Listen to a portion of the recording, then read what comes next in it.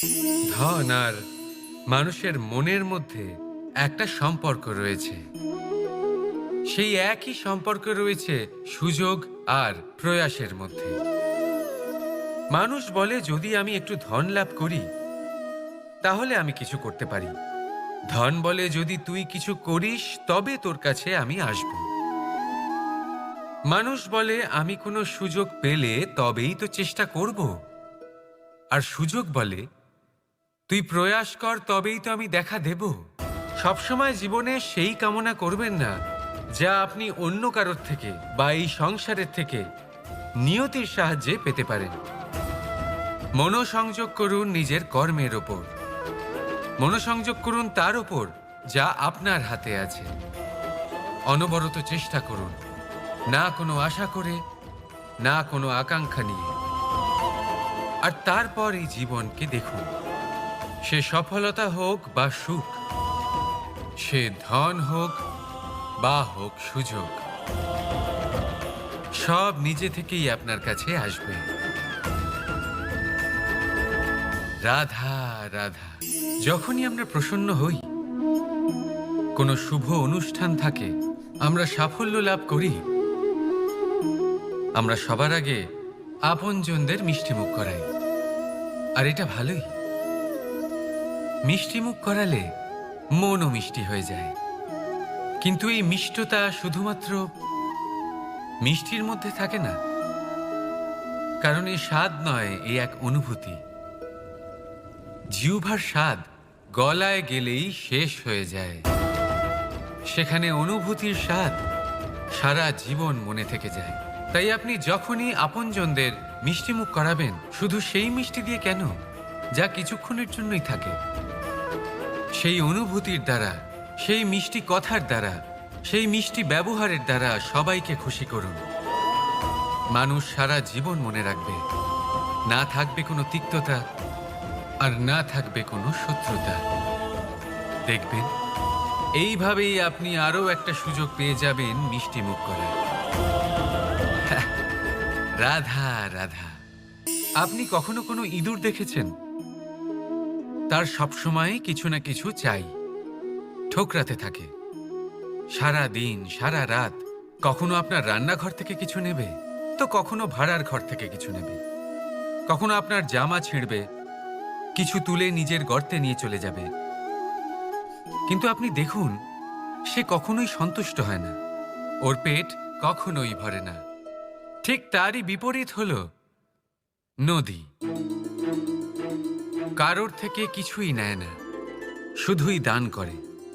নিজের জল এই প্রকৃতিকে বিলিয়ে দেয়, এই ধরাকে ভিজিয়ে বয়ে চলে, এই প্রকৃতিকে একটা নতুন জন্ম দেয়। আর এই নদী যে সবসময় শুধুমাত্র দান করে, আপনি দেখবেন এই নদী কখনোই খালি হয়ে যায় না। এটা থেকে আপনি কি শিখলেন? যে সবসময় ছিনিয়ে খায়, সে সবসময় অভুক্তই থাকে। যে ব্যক্তি সবসময় সবাইকে দান করে, তাকে এই ক্ষুধা কখনোই জ্বালায় না।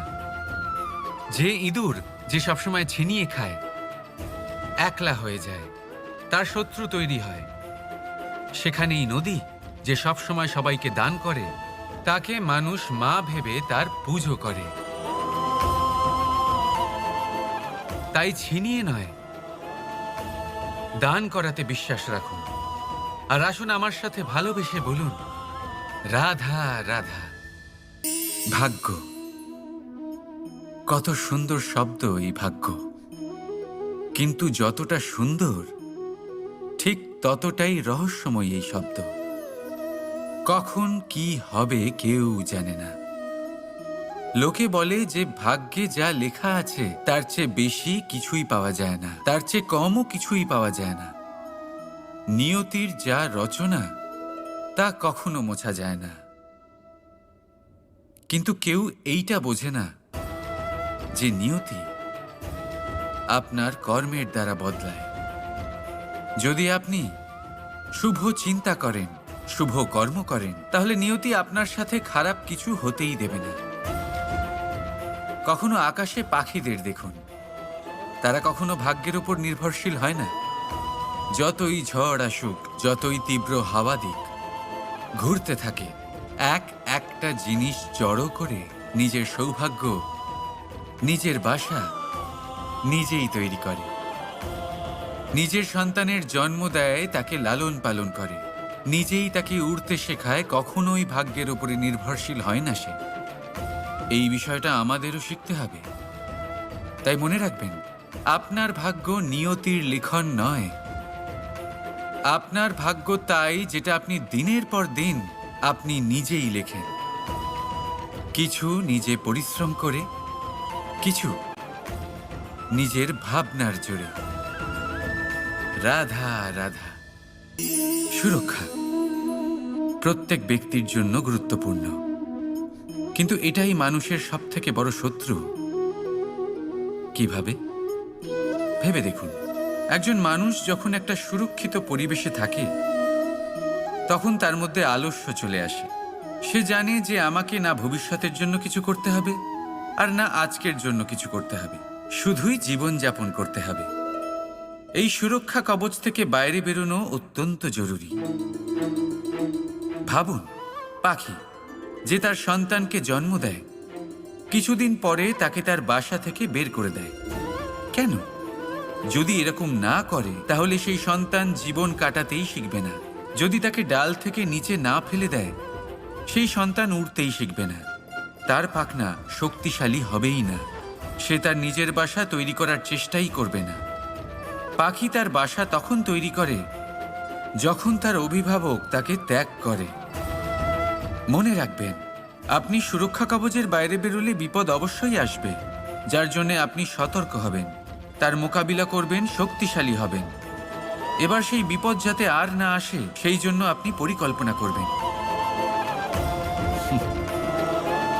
তাই যদি আপনি নিজের বিকাশ চান, তাহলে যখনই আপনার মনে হবে যে আপনি একটা সুরক্ষিত পরিবেশে রয়েছেন, সুরক্ষিত কবচের মধ্যে রয়েছেন, তখন সেখান থেকে বাইরে বেরোন। সেখানেই পাবেন আপনার বিকাশ। রাধা রাধা। এটা সেই নৌকার প্রতিরূপ যা আমাদের নদী পার করায়। এবার বিষয়টা একটু ভেবে দেখুন, সেই বিশাল নৌকা যা আমাদের নদী পার করায়, সেটার নির্মাণ নদীতে নয়, ডাঙায় হয়। আর যদি আমরা এটাকে নদী অবধি পৌঁছতে চাই, তাহলে আমাদের দরকার পড়ে কোনো গরুর গাড়ির অথবা ঘোড়ার গাড়ির। তার সাহায্যে একে বহন করা হয়। এবার পথে যদি কোনো জলধারা আসে, কোনো নদী আসে, আর সেটাকে পার করতে হয়, তাহলে তখন সেই নৌকার ওপরে গাড়ি রাখা হয়, তারপর তাকে পার করা হয়। অর্থাৎ এই যাত্রা দুজনের সংযোগ ছাড়া সম্পূর্ণ হতেই পারবে না। সেই জন্যই এই প্রবাদ আছে, কখনো নৌকা তো কখনো গাড়ি। আমাদের সম্পর্কের মধ্যে অতি আবশ্যক, আমাদের সম্পর্কের মধ্যে অত্যন্ত গুরুত্বপূর্ণ হল সংযোগ। সবসময় একসাথে চলা, সংযোগ স্থাপন করা। সবসময় সুখী থাকবেন। রাধা রাধা। কোনো ব্যক্তির ব্যক্তিত্ব কিভাবে তৈরি হয়?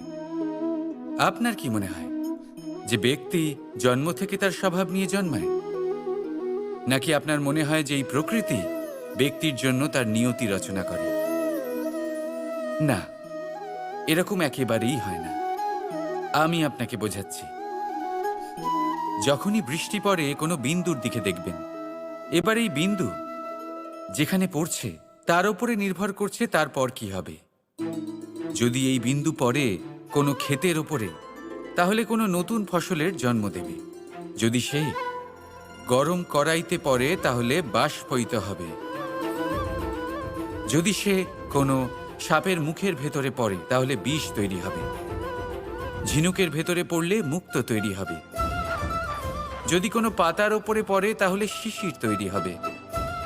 একই বিন্দু, কিন্তু তার সঙ্গত তার ভবিষ্যৎ এবং ব্যক্তিত্ব নির্ধারণ করবে। এবার এটা তো শুধুমাত্র এক বিন্দু, তার কাজ হলো শুধুমাত্র পড়া। কোথায় সেটা সেও নির্ধারণ করতে পারে না। কিন্তু আপনি হলেন মানুষ। আপনি বাছাই করতে পারবেন যে আপনার সঙ্গী কারা হবে, কাদের সাথে আপনি মেলামেশা করে বড় হবেন। তাই তা ভালোভাবে করুন, কারণ এই নির্বাচন আপনার হাতে, কারণ এই জীবন আপনার। ভবিষ্যৎ আপনার। এবার আপনি মহান হতে চান কি না তার নির্ণয় আপনাকেই করতে হবে।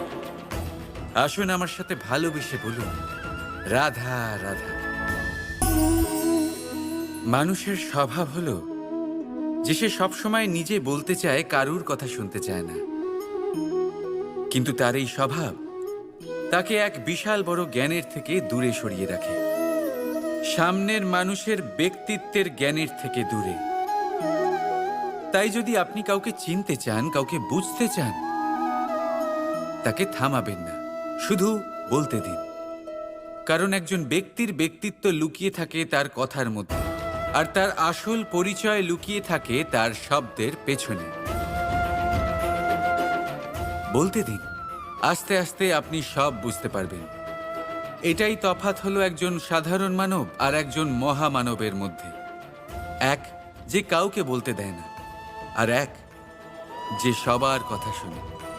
তাহলে সিদ্ধান্ত আপনার, আপনি কি সাধারণ হতে চান না অসাধারণ? কারণ এই ভবিষ্যৎ আপনার। রাধা রাধা। ভাগ্য আর কর্ম, এই দুই এমন শব্দ যাকে ঘিরে সমগ্র সংসার। কেউ বলে আমার ভাগ্যে এটা ছিল না, যা পেলে আমার জীবন অন্যরকম হতো। কেউ বলে আমার গত জন্মের কর্ম নিশ্চয়ই এমন ছিল, যে কারণে এই জন্মে এরকম ভাগ্য পেয়েছি আমি। এসব বাদ দিন আর একবার শান্ত চিত্তে ভাবুন। আপনি বুঝতে পারবেন যে ভাগ্য আর কর্ম এই দুই এই জন্মের। তফাৎ শুধুমাত্র এটাই যে যদি ভাগ্যের কথা বলা হয়, তাহলে আপনি এই ভাগ্যের থেকে যত বেশি আশা করবেন তত বেশি নিরাশ হবেন আপনি। কারণ এই আশা আপনাকে কর্ম করা থেকে আটকায়। যদি কথা বলা হয় কর্মের, তাহলে নিজের কর্মের প্রতি যত বিশ্বাস রাখবেন তত বেশি সফলতা আপনার কাছে আসবে। তাই একটা কথা মনে রাখবেন, ভাগ্য আপনার কর্ম নির্ধারণ করে না, কিন্তু আপনার কর্ম আপনার ভাগ্যকে অবশ্যই নির্ধারণ করে। রাধা রাধা।